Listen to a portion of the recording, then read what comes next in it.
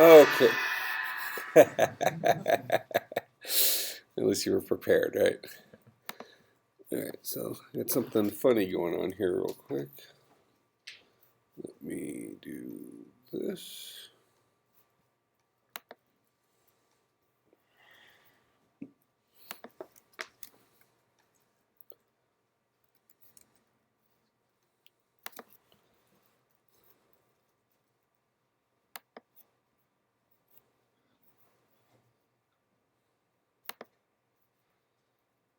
I'm going to restart my screen real quick because even our hello world server thing wasn't working. Okay, now if I remember correctly, we were talking about CRUD at the end of class, right, Abe? I think it's more like in the middle of class. Middle of class. So do you want to remind me what CRUD was? Oh, we were talking about asynchronous communication. Are you going to remind me what CRUD is? Particularly feel like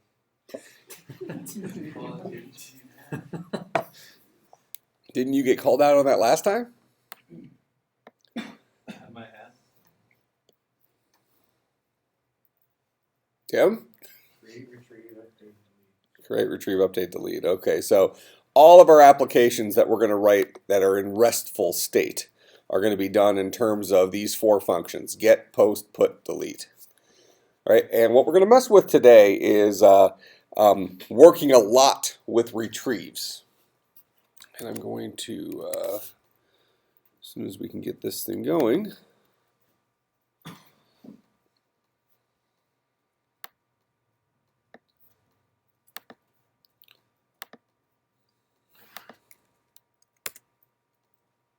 okay, that seems to have righted the ship.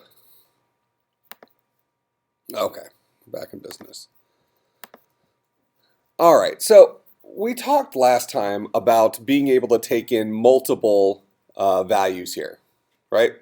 So what we're going to do is we're just going to have our top level be our hello world script. That's just going to be for testing. We're going to go ahead and add a second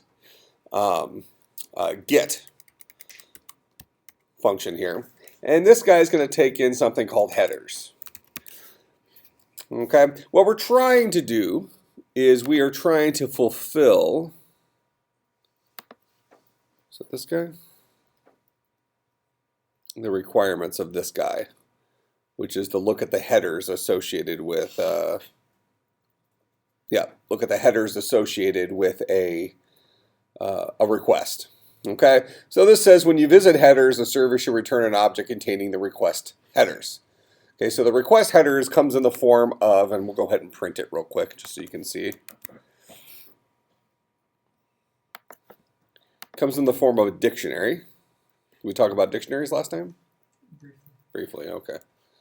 Seems like we briefly talked about several things last time. Okay, perfect.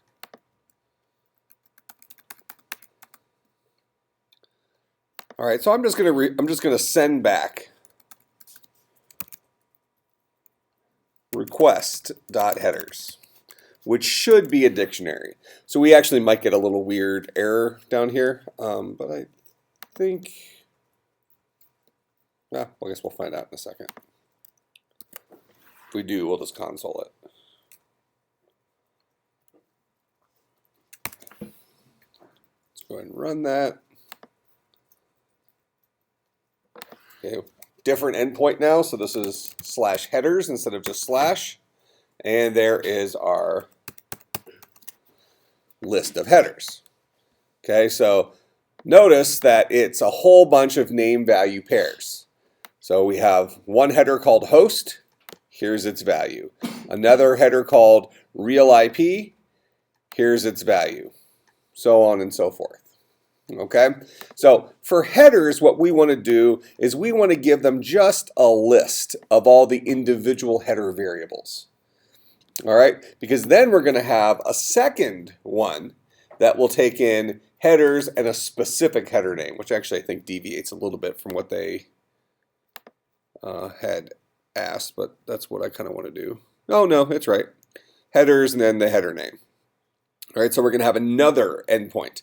But for starters, we need to make this guy, /headers, just show us a list of headers rather than this dictionary looking thing. So we need to go through this entire dictionary. All right, in order to do that, we have to learn how to use dictionaries. So we'll quickly do that. Is this text big enough that you can read? It's acceptable. All right, so what we want to do is we're going to start off by doing this. We're going to have a little for loop. We're going to say for header in request.headers.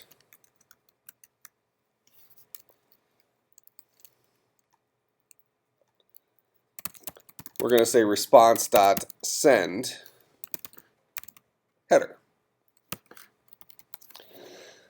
And we're going to see we're only going to get one output. I think we kind of showed this last time. In fact, actually, even before I do that, you can leave them and they're going to come right back to this here in a second. I'm going to say response.send line 1, response.send line 2. So when we do /headers, this guy is going to try to send two separate lines of text. Go ahead and rerun our server.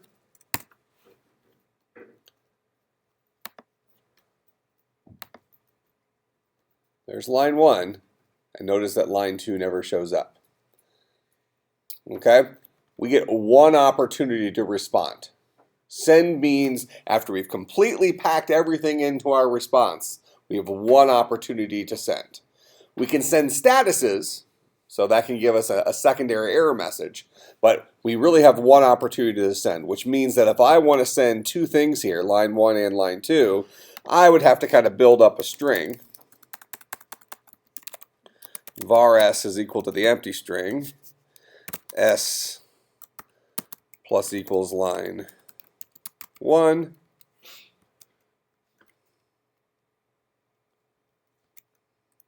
and a space, let's say, s plus equals line 2. And then I would write out s.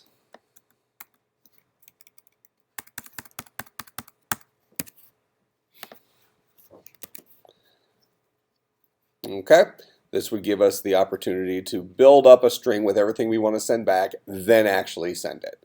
So this should get us line 1 and line 2.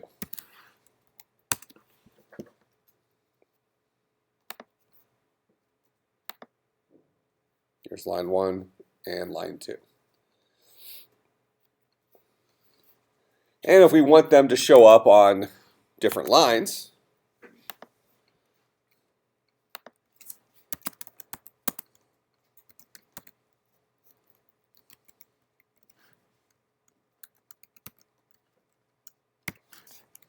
I do something like that.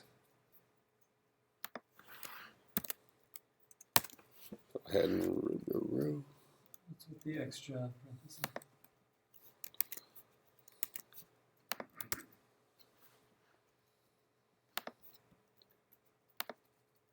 Okay, now it's on multiple lines. Now, why is it that it's on 2 lines now and when it was just on 1 line before?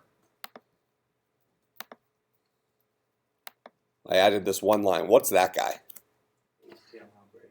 It's an HTML break. So why did that make a difference out here? Because that's an HTML. This is an HTML page. This guy knows how to process HTML and turn it into pretty pictures and stuff. Okay, so we need to remember that the client, the person that we're writing out to right now, is a web page. Later on, we can have servers that write out to things that aren't just web pages. You know, for instance, if this is my, I'm doing this through a web page here, I can go out to my terminal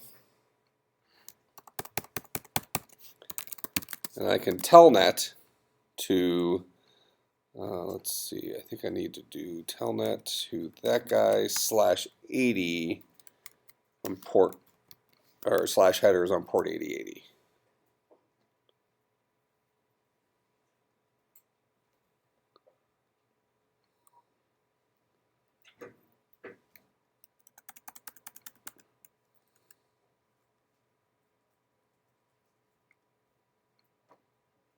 it doesn't like a lot of the syntax for that, but roughly it would be the same. If I could have a header that would work at the telnet prompt, it would be fine. Okay, but since we're reading this through through a web browser, we need to have HTML in there if we want it to be formatted nicely. But now instead of it saying line 1, line 2, we'd like it to show all of our individual headers. So let's go back out here.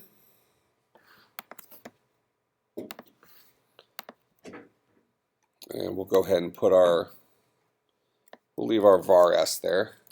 Put our code back in. So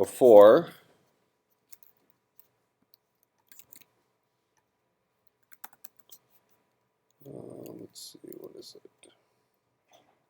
Header. So let's say h in request.headers. Let's say s plus equals h concatenated with a space. And then at the very end, we'll go ahead and we'll say response.send s.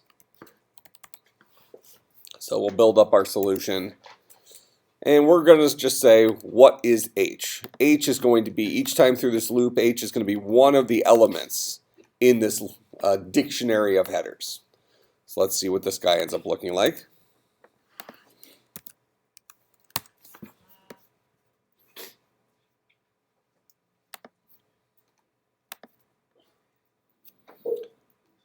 Okay, so we have host, real IP, forwarded. Okay, so that guy is actually the key. Not the, I think, what did we use? Did we say the word in the definition last time? Is that how we kind of advertised it? A dictionary has a whole bunch of words and then the definition for each of those words. So as we go through this, when we ask for the elements that are in this dictionary, what it's giving us is each of the keys. If I want to get each thing at that key, I would say request.headers at position h. Now I would get the individual values that live there rather than the keys themselves. So save that. Run the server. And there's the values instead of the keys.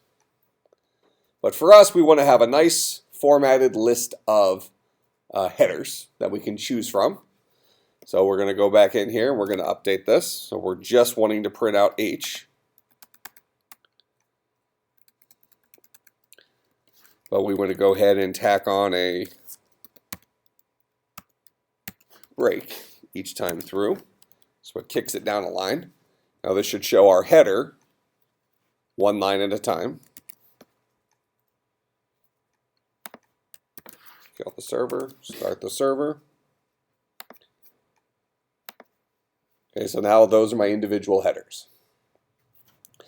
Now we want to add the additional ability, an additional endpoint that allows us to now say, for instance, /headers/host, and for it to give us the actual value for host. /headers/xRealIP, and it give us the value for that. Make sense?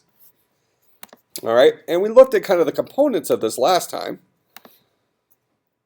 We're going to go ahead, I'm just going to steal this guy here.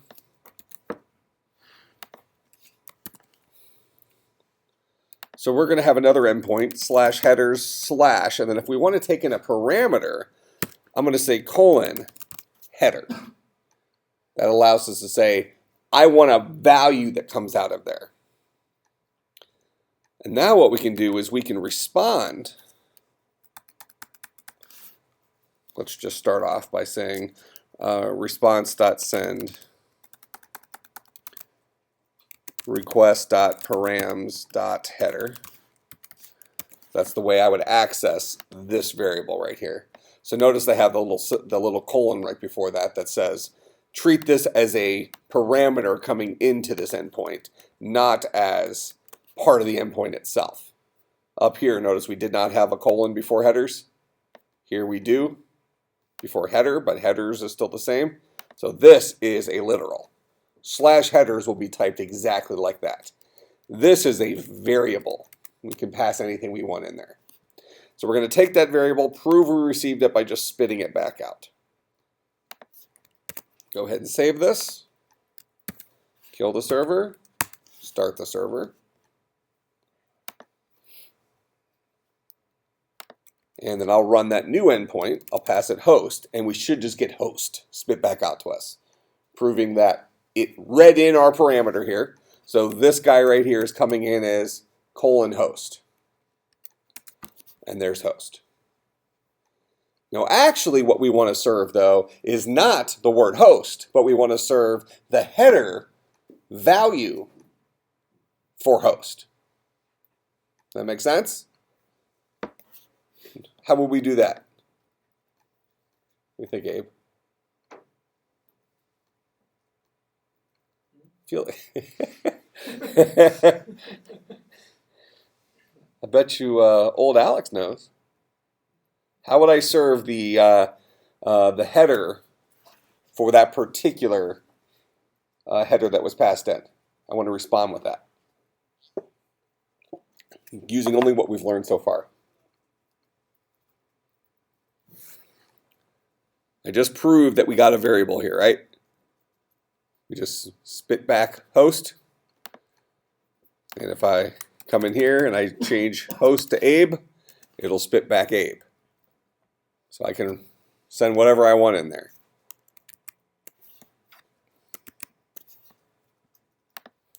But I don't want it to just spit it back. Instead, I want it to give the header for that particular variable. If I pass in host, I want it to give the value associated with the host header. If I pass in Abe, I want it to give me the value associated with the host Abe, which doesn't exist. So what would I put in here to make this work?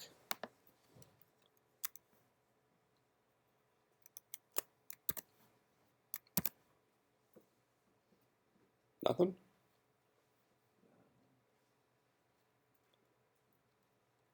Tim?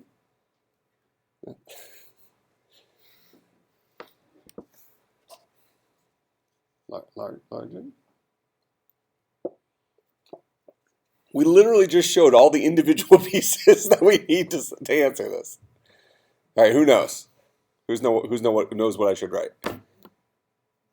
Yeah, go ahead. Request dot headers over curly braces. Yeah. Those are square brackets, not curly braces. Portuguese made. You sick? Yeah. We're all doomed now. That's how they say curly braces in Portuguese. All right, what do I put in there? Yeah. Okay. So here's the variable I'm looking for. And we're going to pass it into that dictionary to give us the individual value associated with that particular header. All right. Go ahead and save that.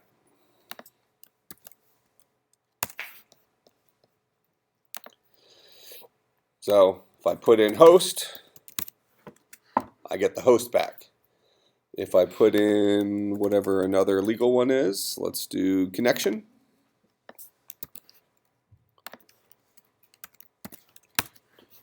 I get the value associated with that. Real IP, this will give me the IP address of the requesting. So this must be the IP address of this machine. Is that right? Would it be the IP address of the... Oh, the nitrous? No. This should be the header. So real IP address. Oh, unless this is the real IP address of the server. Does that mean I should be able to do this?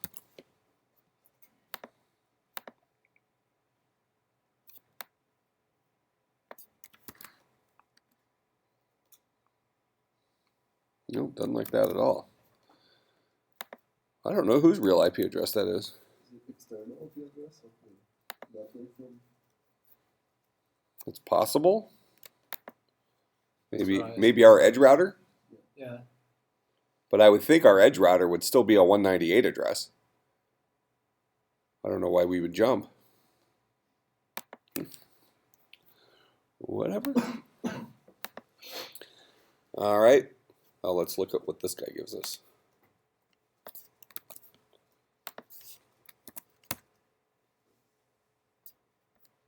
Same kind of crap. Okay. So in any case, this is giving us user agent. I think this might give us browser information.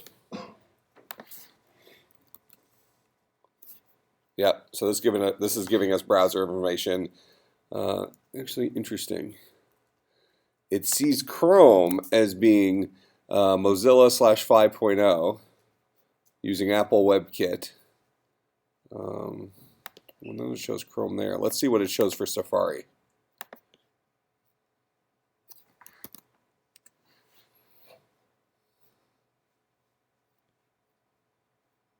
Oh, is all this stuff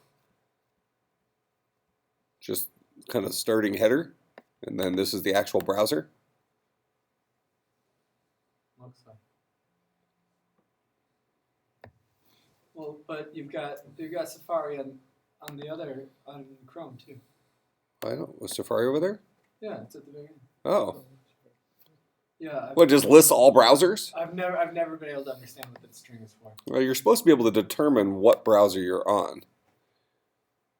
Language, connection. I don't know. Both use the same agent. Or Huh? both use the same agent, so the string is similar, but it's quite different if you look them. Well, then what's the purpose of having an agent, though? No, you can identify. They are different. Oh, the two agents were different? Yeah. They just, at a glance, looked the same? Yeah. All right, so this is Chrome, Mozilla, Macintosh, Apple WebKit, like Gecko, Chrome, 42.3, Safari. The other one didn't have the Chrome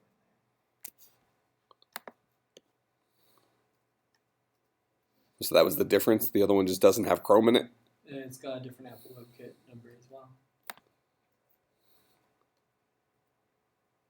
It's actually interesting.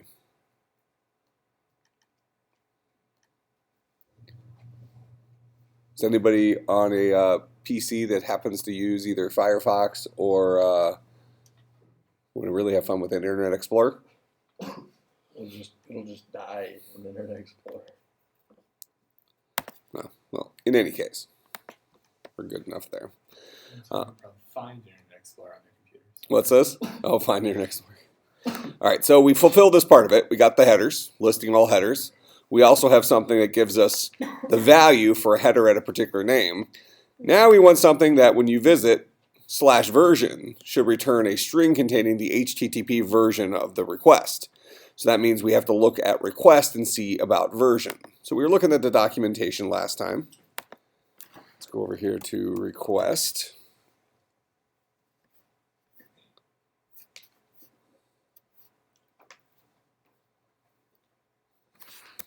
You go one more down, okay. So here's request somewhere in here. What do we got? Body, fresh, host name.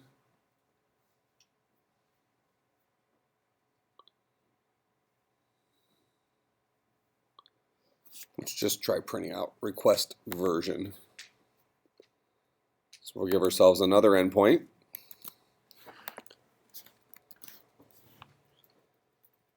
This guy's not looking for a variable.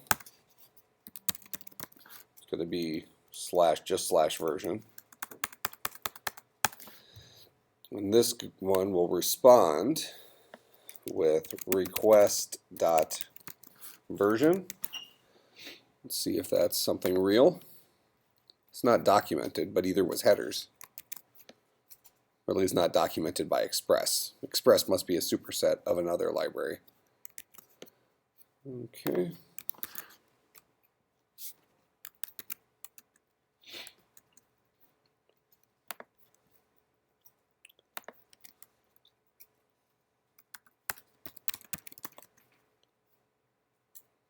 Okay, well that's not version. So let's look at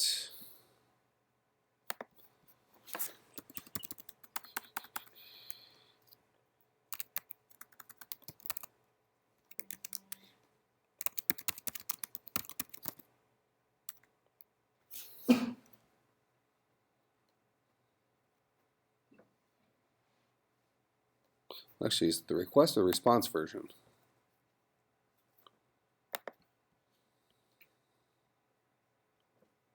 Oh, HTTP version of the request.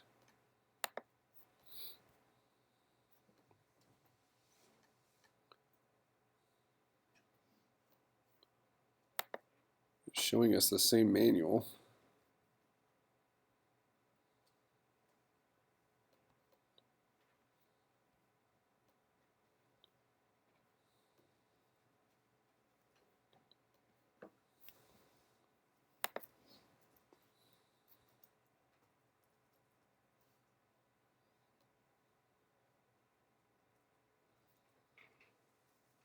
Really got to look for this for a second because it's not that important for where we're going. HTTP version.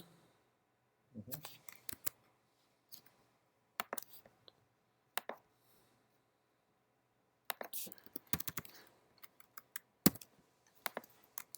that the old college try?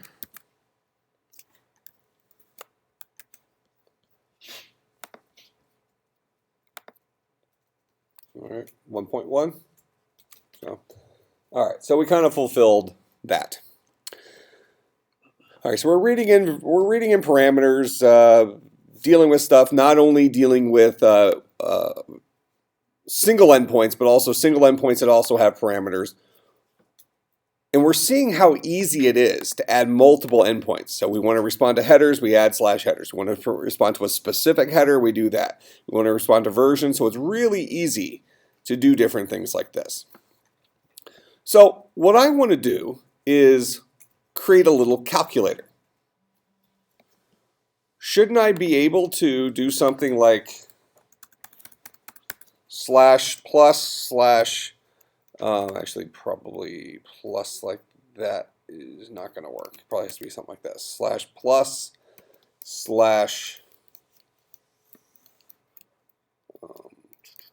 2/3 and have it spit out 5. Should be able to build a URL based calculator, right? Okay. Actually, I'm interested. Can we do the plus? Let's test something here. I want to just try to have an endpoint for plus. Wow, Internet Explorer doesn't even go to the site. Called it. So called it. I want to say that symbols like that are not allowed. So my feeling is this is probably going to not get to this line.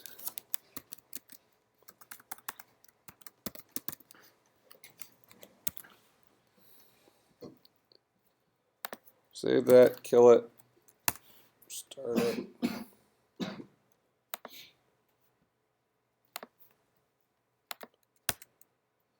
Yep, doesn't know about that. So we'll have to represent it as just the word plus. Like this. Well, this will definitely reach it. And I want to try something. Can we do it as a parameter?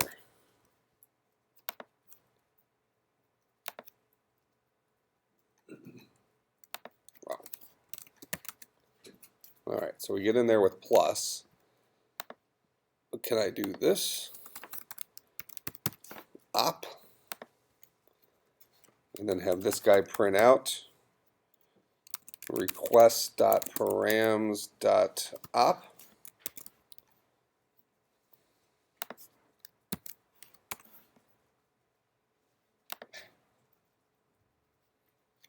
Now let's try giving it the plus. Yeah, that works. Okay, so we wanted to take in a sign, so plus minus times divide, and then we wanted to take in a then we want it to take in two numbers, num1, num2. So there's our op. There's our num1. There's our num2.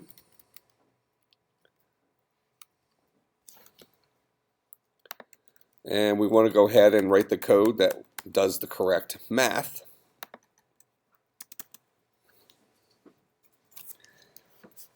So we're going to say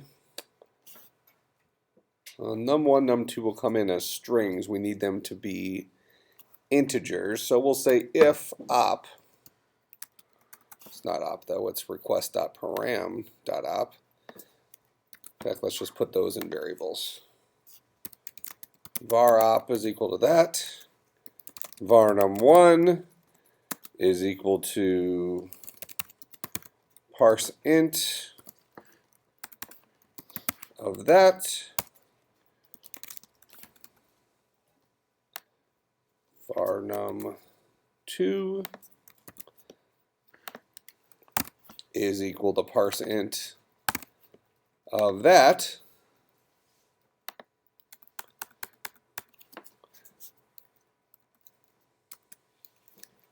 And finally, we'll say if op is equivalent to plus, and let's just test it for plus first. Then we'll say response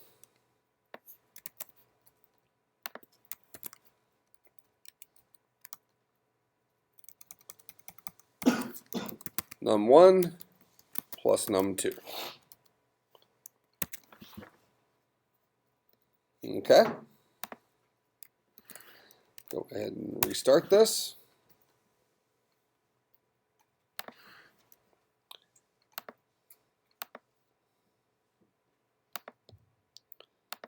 So we'll say plus 3, 6. Does it not like? We should be able to do. Oh, wait. It's JavaScript. JavaScript.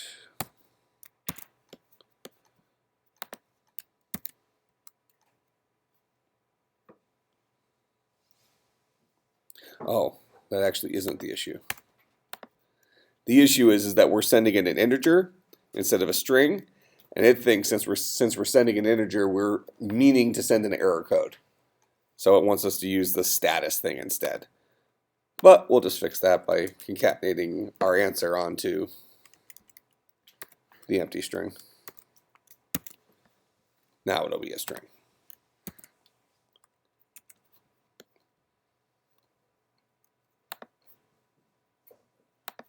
And there's our 9. All right. So similarly, we could make it work for minus and times and all that jazz. Long term, however, we're going to want this guy to be able to read in things like JSON. So how do we work with JSON? Let's say JSON has or JavaScript has a JSON library that takes something that might look like this and it can split it up into a dictionary. So we've already looked at how to work with dictionaries, right? So if we have code that looks like this, so here they've given us some sample JSON. We'll just steal this for our example here. This is how we parse some JSON out of that. So we'll go into our code here. Let's just give ourselves a new endpoint, actually.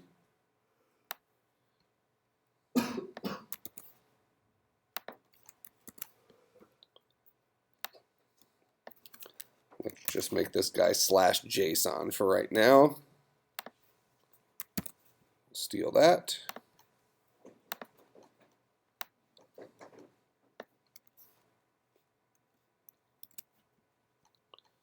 Take in our text. And for right now, let's just do response dot. I think we have something called JSON.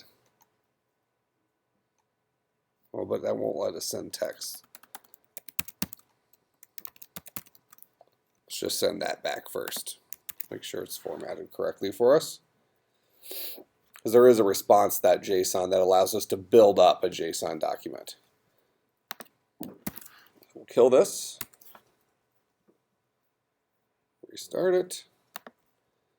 Call our JSON endpoint. And here's our JSON document. Okay, so the way JSON works is you have at the top level a JSON object. So JSON objects are always in between opening curly braces and closing curly braces. And an object is a collection of name value pairs. So in this case we have a name, like a variable name, called employees, and this guy is going to be equal to a value. The value he's equal to is actually an array. So when you see the square bracket, or in Portuguese, curly brace,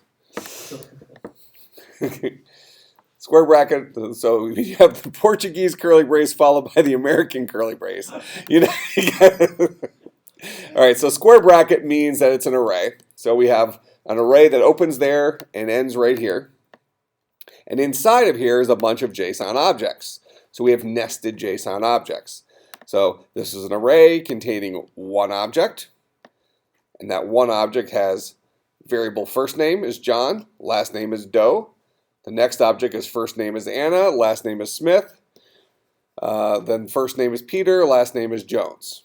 Okay, and these things are stored inside of a collection in JSON, which is an array, which is the big advantage of JSON over XML, okay, for a data transport language over the internet. XML did not allow us to support collections of information. You just had to build a giant wall of XML. Okay, so we have basically variable named employees that's equal to an array, and here's the collection of employee objects. All right, and we want to be able to work with this information. So the very first thing they do is they create a variable. They call it OBJ, but you can call it whatever you want. And they use this built-in JSON library to parse it. So we have something that automatically parses JSON. So I'm actually going to just execute that line of code and then spit out OBJ.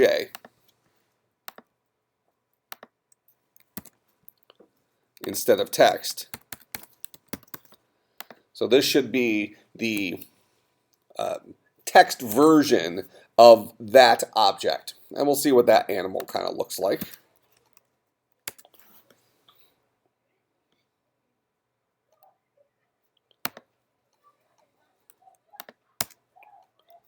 Okay, so notice we've now gotten the JSON version of this guy, JSON object. And it kind of looks the same, but we can see that it had something done to it, right? The parser seemed to do something, organized it in some interesting way, more than likely. All right.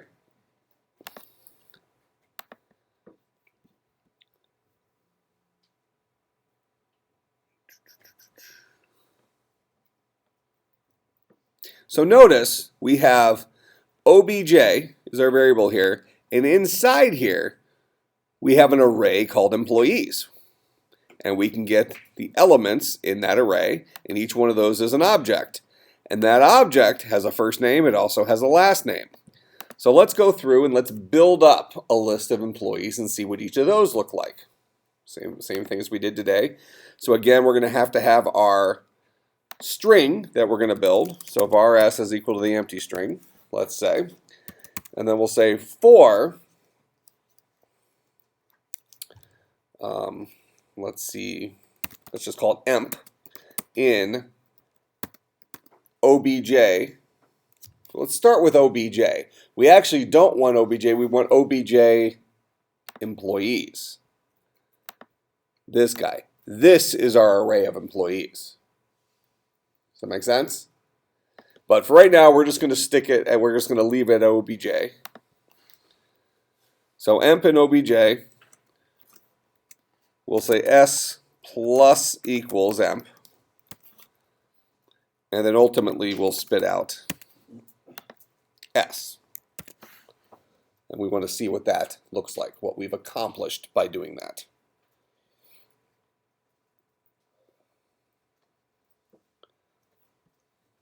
down here and kill this.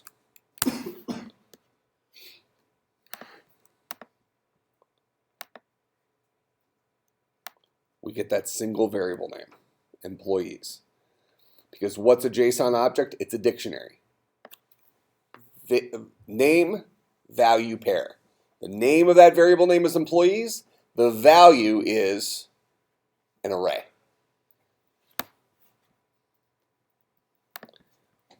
We can come back in here, and instead of concatenating on emp, which is employees, we're going to say, give me object. Actually, you know what? I think this should work. I know the other example gave us something different, but this should say, give me the value for the variable employees in there from my dictionary. So this should give us just that array of employees.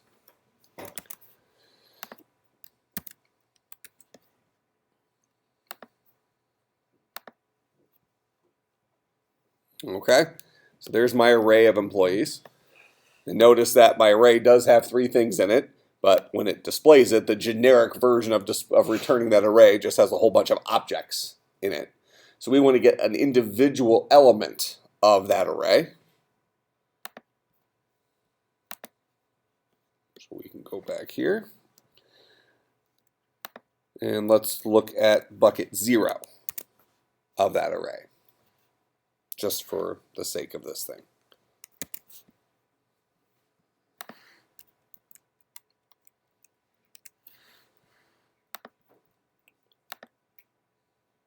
Okay, still a generic object. Let's go back and iterate over individual employees. That is, we know that they are inside of obj.employees. And we'll say s plus equals emp concatenated with, let's just put an extra space in there. All right, so for all of the employees associated with this object, go through each one, store that particular employee in emp, and then concatenate it onto s, and ultimately return s.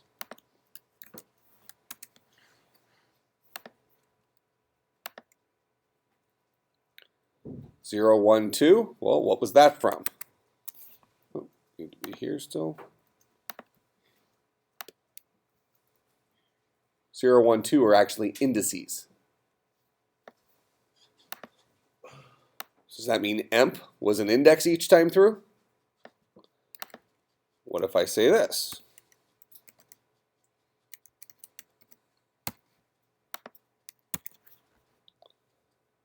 Well, we've said this is an array. Give me each employee in that array.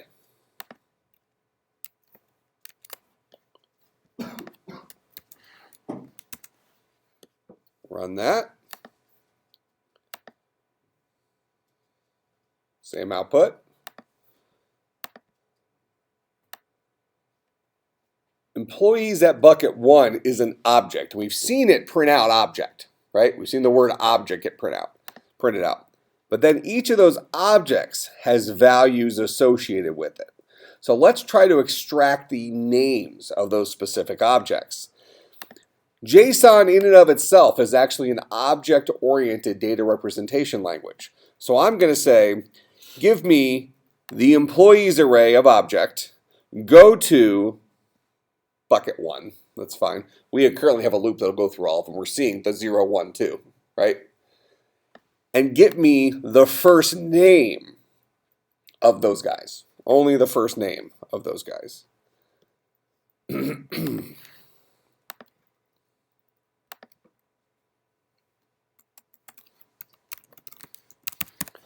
So for each employee in employees, give me the employee dot first name and tack it onto S. Go ahead and save this.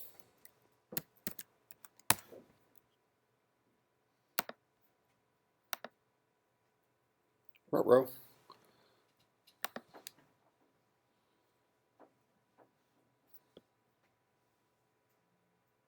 I can iterate over that, can't I?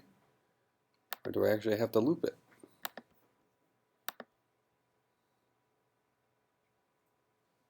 Well, for starters, let's just look at one. Let's just return obj dot employees at bucket one dot first name. So we're hoping that gives us, I think it's 0 index, so this will give us Anna. Is the hope with that one.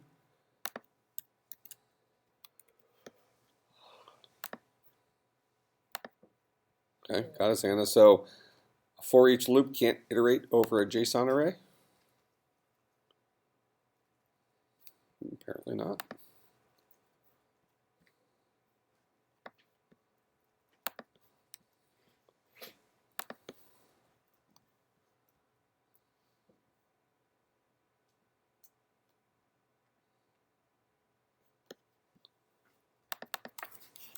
We need loop over it.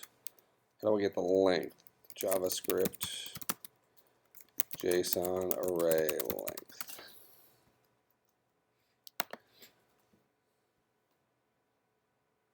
Just length. Easy enough.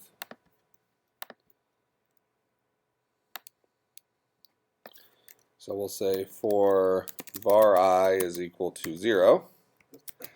I is less than obj dot employees dot length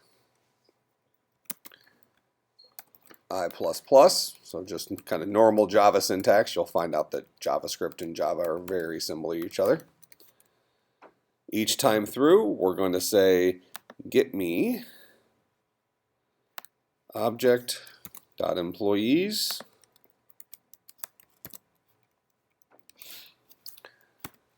at bucket I dot first name, tacking on to my string, ultimately return S.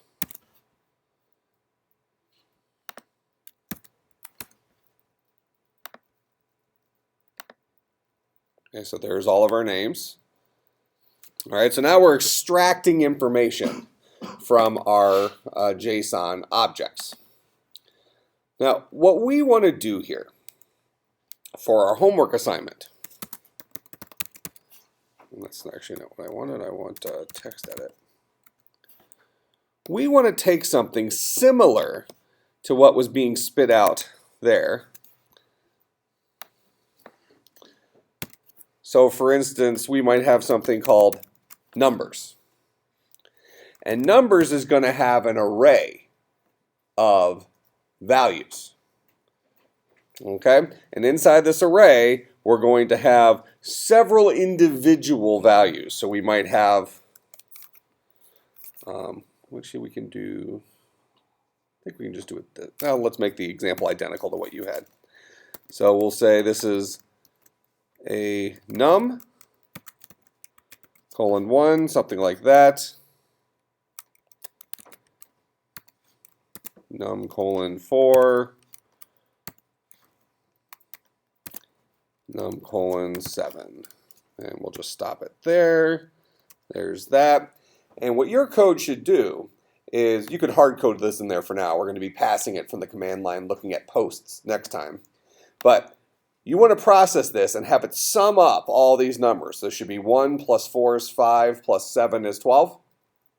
This should ultimately spit 12 out to the screen. Don't the keys all need to be different? Huh? Don't the keys all need to be different? No. We have one key, numbers. Well, then you have num 3 times. Yeah. We have first name. First name 3 times. Oh. Yeah, each of these is an object. So that each object will have a num field. Num is 1, num is 4, num is 7. Or whatever. I think those are the numbers I had. Okay? So you need to take this code as kind of a starting point. Oh. In fact, here I'll paste this code into the assignment box. Take this as a starting point. Build an example JSON string in the format that I just gave you, and sum up all the numbers that are in that JSON string. Make sense? It shouldn't take any more than 5 or 6 hours. All right, I'll see everybody on Monday. Just the question this time is it completable? Yeah, this is easy. Yeah. This one's easy.